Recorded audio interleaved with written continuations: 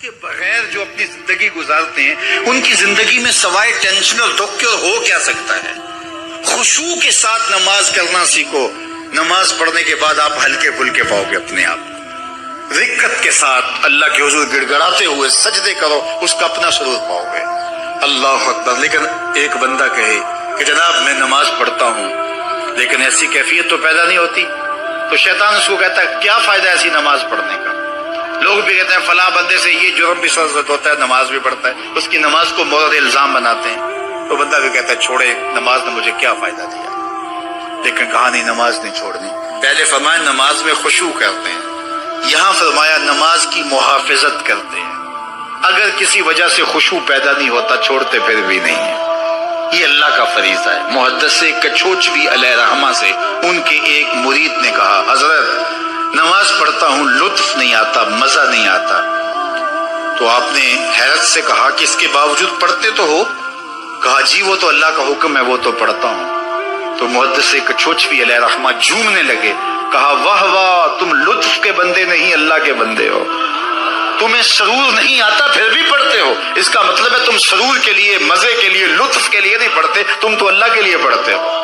اللہ اکبر۔ تو بندہ سرور نہیں بھی آ رہا پھر بھی اپنے آپ کو کھینچ کے لا رہا ہے مسجد کے اندر، خیال تنگ کر رہے ہیں پھر بھی مصلی پہ اپنے آپ کو کھڑا کر رہا ہے، سوچے اس کو آوارہ پتے کی طرح کبھی ادھر پھینکتی ہے کبھی ادھر پھینکتی ہیں، لیکن پھر بھی وہ کھڑا ہوا ہے کہ میں نماز پوری کر کے جانی ہے، بار بار کبھی بھولتا ہے لیکن پھر دوبارہ نیت مان کے کھڑا ہو جاتا ہے، نہیں میں پوری کر کے جانی ہے۔ یہ کیوں کرتا ہے؟ میرے اللہ کا حکم ہے۔ تو خشوع کی وہ کیفیت نہ بھی ہو تو کہا محافظت پھر بھی کرتے ہیں، یہ خوش نصیب لوگ ہیں۔ اولئک هم الوارثون، یہ لوگ وارث ہیں، یہ لوگ جن میں یہ خوبی ہیں یہ وارث ہیں۔ کس چیز کے وارث ہیں؟ مال کے، دولت کے، کوٹھیوں کے، کاروں کے، محلات کے۔ کہا الذین یرثون الفردوس، یہ جنت الفردوس کے وارث، ہم فیہا خالدون، اس جنت سے وہ کبھی الگ بھی اس میں ہمیشہ رہیں گے، چونکہ موت کو بھی موت آ چکی، اب موت بھی نہیں، اب ہمیشہ رہیں گے۔ اللہ تعالیٰ فرمائے گا عددی تم جنتیوں کیا راضی ہو؟ اہل جنت کیا تم راضی ہو؟ تو وہ کہیں گے ہمیں کیا ہوا کہ ہم راضی نہ ہوں، ہمیں تو وہ ملا جس کا ہمیں تصور بھی نہیں تھا، ہمیں جنت مل گئی، محلات و قصور مل گئے۔ جو سب سے آخر میں جنت میں جائے گا، سب سے آخر میں، جس کو ہماری پنجابی میں پھاڈا کہتے ہیں، سب سے آخر میں، اس کو جنت میں کتنی جگہ ملے گی؟ جو بندہ سب سے آخر میں آتا ہے اس کو دھوپ میں جگہ ملتی ہے، جو اس سے تھوڑا سا پہلے آئے گا اس کو برآمدے میں ملی، جو اس سے پہلے آیا اس کو اندر جگہ ملی، ایسے ہی ہوتا ہے۔ تو جو سب سے آخر میں جائے گا جنت میں تو وہ سب سے بڑا گنہگار ہوگا، اور جہنم کے رگڑے سہ سہ کے وہ جہنم سے نکلے گا سب سے آخر میں۔ بخاری شریف میں تذکرہ موجود ہے، اللہ کے حضور حاضر ہوگا اور اللہ اس بندے کو کہے گا بتا کیا چاہیے، وہ کہے گا مالک مجھے یہ چاہیے۔ اللہ فرمائے گا لک ما تمنا تک، جو تو نے آرزو کی جا سب کچھ میں نے تیری جھولی میں ڈال دیا، اب جنت میں چلا جائے۔ اب اس کو تو یہ ہوگا سایہ دیوار میں جگہ مل جائے تو غنیمت ہے، جنت کے کسی درخت کے نیچے جھونپڑا لگا لو تو کافی ہے، چلو کوئی 2 مرلے کا 3 مرلے کا کٹھیا بھی مل جائے تو کافی ہے، اس کے لیے تو اتنا ہی کافی کہ جہنم سے نکل گیا۔ لیکن اس کو کہا جائے گا جا جنت میں چلا جا، اور تیرے لیے جنت میں دنیا سے 10 گنا جگہ ہے، دنیا سے، بخاری کی روایت 10 گنا جگہ، یہ 7 بر اعظم پہ پھیلا ہوا جہاں، اور اس کو 10 سے ضرب دے، اتنی جگہ اس کی ہے جو سب سے آخر میں جائے گا۔ جب اللہ یہ فرمائے گا تو وہ کہے گا اتسخر وانت الملک، میرے رب تو مجھے رب ہو کے مذاق کر رہا ہے، مالک ہو کے مجھ سے مذاق کر رہا ہے، بادشاہ ہو کے مجھ سے مذاق کر رہا ہے۔ اس کو لگے گا ہی نہیں کہ مجھ کو، میں ساری زندگی پاپ کرنے والا لیکن ایمان کا چراغاں تو اندر تھا۔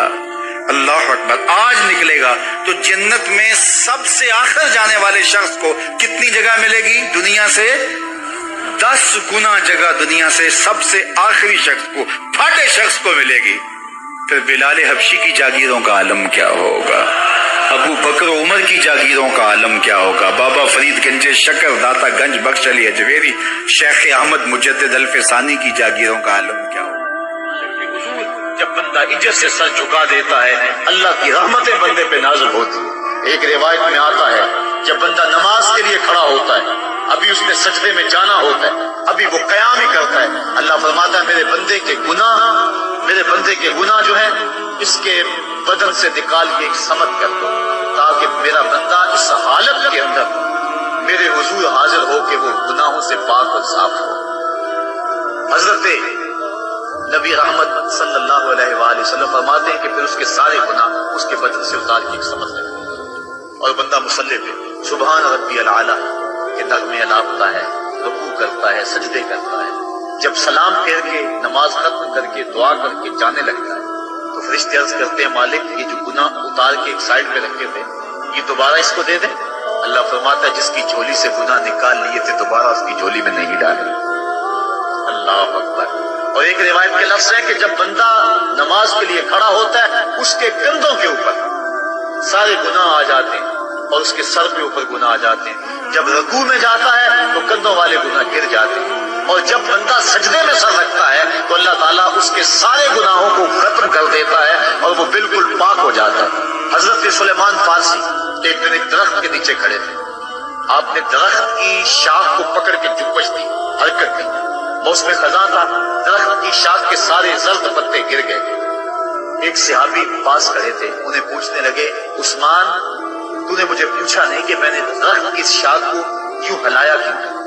انہوں نے کہا اچھا پھر آپ بتا دیں کہ آپ نے درخت کی شاخ کو یوں کیوں ہلایا ہے؟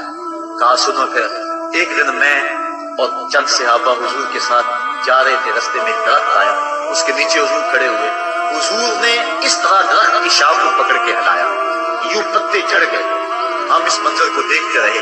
حضور علیہ السلام نے فرمایا سلمان فارسی تو نے مجھے پوچھا نہیں کہ میں نے اس درخت کی شاخ کو یوں کیوں ہلایا ہے؟ تو میں نے عرض کی حضور آپ بتا دیں کہ آپ نے کیوں ہلایا ہے؟ فرمایا سلمان جس طرح اس درخت کی شاخ کو ہلایا گیا اور سارے پتے جھڑ گئے، جب کوئی بندہ سجدے میں سر رکھتا ہے نماز پڑھتا ہے اس کے سارے گناہ دھل جاتے ہیں اور وہ پاک اور صاف ہو جاتا ہے۔ ایک دن فرمایا صحابہ اگر کوئی بندہ اس کے گھر کے سامنے سے نہر گزرتی اور وہ دن میں 5 مرتبہ اس نہر کے اندر غسل کرے تو بتاؤ اس کے بدن کے اوپر کوئی میل کچیل رہ جائے گا؟ عرض کی نہیں۔ فرمایا اس طرح جو 5 نمازیں پڑھتا ہے اس کے بدن کے اوپر گناہوں کا میل نہیں رہتا۔ فرمایا الصلاۃ معراج المومنین، نماز مومنوں کا معراج ہے۔ عماد الدین الصلاۃ، نماز دین کا ستون ہے۔ حبب الی من دنیاکم ثلاث، الطیب والنساء وجعلت قرۃ عینی فی الصلاۃ، مجھے تمہاری دنیا سے صرف 3 چیزیں پسند ہیں، خوشبو، منکوحہ بیویاں اور میری آنکھوں کی ٹھنڈک نماز میں رکھی ہے۔ اور حضور نے یہ بھی ارشاد فرمایا من ترک الصلاۃ متعمدا فقد کفر، جس نے جان بوجھ کے نماز چھوڑی گویا اس نے کفر ہی تو کیا، یعنی کافروں والا کام کیا۔ حضرت امام فخر الدین رازی نے تفسیر کبیر میں لکھا حافظوا علی الصلوات والصلاۃ الوسطی، اس آیت کریمہ کے تحت ایک عورت مدینے کی گلیوں میں چیخ رہی ہے اور کہنے لگی مجھے حضور کے در کا پتہ بتاؤ۔ حضور کی چوکھٹ کا پتہ بتلایا گیا، وہ حاضر ہوئی۔ آقا کریم صلی اللہ علیہ وسلم کی خدمت میں عرض کی حضور میرا خامد سفر پہ گیا ہوا تھا اور میں نے اس کی عدم موجودگی کے اندر زنا کر لیا، حمل ٹھہر گیا اور جو بچہ پیدا ہوا میں نے مارے شرم کے اس بچے کو سرکے کے مرتبان میں ڈال دیا اور پھر اسی سرکے سے میں لوگوں کو فروخت کرتی رہی۔ اب جب کہ میرا ضمیر جاگا ہے میں آپ کی خدمت میں حاضر ہوئی، مجھے بتایا جائے کہ میرے گناہ کا بھی کوئی کفارہ ہے۔ حضور نے ارشاد فرمایا جو تو نے زنا کیا ہے اس کی سزا رجم ہے کیونکہ تو شادی شدہ ہے، اور جو تو نے بچے کو قتل کیا ہے قتل کی سزا قتل ہے، اور جو تو نے سرکہ بیچا ہے فقط ارتکبت کبیرہ، تو نے کبیرہ گناہ کیا ہے، اس کی سزا تو قیامت کے دن پائے گی۔ اس کے بعد حضور فرمایا ان تینوں گناہوں کی یہ سزا ہے، لیکن جس طرح تو گھبرائی ہوئی آئی تھی میں تو یہ سمجھا تھا شاید تیری نماز اثر قضا ہو گئی ہے۔ اب آپ اندازہ کریں کہ نماز کی اہمیت کیا ہے اور ہم اس بات میں کتنی سستی کرتے ہیں۔ کسی سے پوچھا جائے نا آؤ نماز پڑھنے چلے، وہ کہتے ہیں بس یار میرے کپڑے پلید ہیں، کپڑے میرے پاک ہیں۔ تیرے کپڑے کیسے پاک رہ سکتے ہیں؟ تو اللہ کے حضور جھکنا نہیں جانتا، تیرے کپڑے بھی پلید ہے، تیرا دل بھی پلید ہے، تو اس کے حضور جھک کے تو دیکھ، قلب بھی ستھرا کر دے گا، تیری روح کو بھی پاکی دے دے گا، تیرے قلب کو بھی طہارت بخش دے گا۔ اس کے حضور جھک، اس کے حضور سجدوں سے اللہ کے حضور خراج پیش کر اپنی محبتوں کا، جب بندہ سجدے میں سر رکھتا ہے اللہ فرشتوں میں فخر کرتا ہے، میرے بندے کو دیکھو نا، بالآخر میرے حضور ہی جھکا ہے نا، کتنے گناہ کیے اس نے، کتنے جرم کیے اس نے، لیکن بالآخر میرے حضور آیا اور اپنے گناہوں کی معافی مانگتا ہے۔ فرشتوں گواہ ہو جاؤ، میں نے اپنے اس بندے کی مغفرت فرما دی۔ تو اللہ کے حضور نماز پڑھنے والا، بلکہ ایک روایت مستند امام احمد بن حنبل میں موجود ہے، حضور فرمایا جب بندہ نماز کے ارادے کے لیے اٹھتا ہے اور وضو کرنے کے لیے جب پانی کا پہلا قطرہ چلو پہ لیتا ہے، جو ہی اس کے بدن سے وضو کا پانی چھوتا ہے اللہ اس کے گناہوں کو معاف فرما دیتا ہے۔ جس نماز کے قصد کے لیے اٹھیں اور وضو کریں اور پانی چھوتے ہی گناہ معاف ہو جائیں، اگر اس نماز کا اعلیٰ درجہ سجدہ کر دیا جائے تو پھر مالک کی کتنی رحمت نازل ہوگی۔ یہ کتنی بڑی دولت ہے، یہ کتنا بڑا سرمایہ ہے جس سے ہم لوگ محروم رہ جاتے ہیں۔ آؤ اللہ کی رحمتیں سجدے میں ڈھونڈے، سجدے میں پیشانی رکھ کے جب ہم اس کی رحمت کو مانگے تو وہ مالک ہمارے اوپر رحمتیں نازل کرے گا۔ آج پوری دنیا کے اوپر مسلمانوں کے ساتھ جو حالات ہیں وہ کسی سے مخفی نہیں۔ کوئی کہتا ہے کہ معاشی طور پہ مسلمان کمزور ہیں، اس وجہ کو بھی میں تسلیم کرتا ہوں۔ مسلمان کے پاس آلات حرب و ضرب بھی موجود نہیں ہے، اس وجہ کو بھی تسلیم کر لیا جائے۔ سیاسی طور پہ مسلمان کمزور ہیں، اس وجہ کو بھی تسلیم کر لیا جائے۔ یہ ساری وجہیں اپنی جگہ پہ، لیکن یہ بھی تو سنو مسلمانوں کی تعداد اس وقت 1 ارب 40 کروڑ ہے۔ افرادی قوت اتنی کبھی بھی مسلمانوں کی نہیں ہوئی تھی۔ اس وقت مسلمانوں کے پاس ایٹمی طاقت موجود ہے، اتنی قوت عسکری کبھی بھی مسلمانوں کے پاس نہیں ہوئی تھی۔ 56 اسلامی ملک ہیں جن میں قیمتی معدنیات سے اور تیل کی دولت سے اور سونے کی قیمتی معدنیات سے یہ مسلمان مالا مال ہیں۔ کیا کچھ نہیں ہے جو مسلمانوں کے پاس نہ ہو، لیکن ایک دولت چھن گئی مسلمانوں کے پاس، وہ سجدے کی آبرو، وہ سجدے کی عزت، وہ پیشانی رکھ کے اس رب کو پکارنا جو سب سے اعلیٰ ہے، جو سب سے بالا ہے، جس نے موسیٰ کے فرعون کو نیل کی موجوں میں ڈبو دیا۔ کیا پوری امت مسلمہ 1 ارب 40 کروڑ انسان سجدے میں سر رکھ کے سبحان ربی الاعلیٰ کے نغمے آلات کے اپنے رب سے گزارش کریں اور اپنی امت کا رونا روئے؟ کشمیر میں لٹتی ہوئی جوانیاں اور پل قدس کے اندر بہتا ہوا خون، شبرغان سے لے کر کابل و قندھار تک اور موصل سے لے کر تقریب تک مسلمان کے اوپر جو ظلم و تشدد ہو رہے ہیں، اپنے رب کے حضور اس کا دکھڑا سنائیں اور اپنے مالک کو کہیں میرے مالک ہم لٹ گئے، ہم کٹ گئے، ہم پٹ گئے۔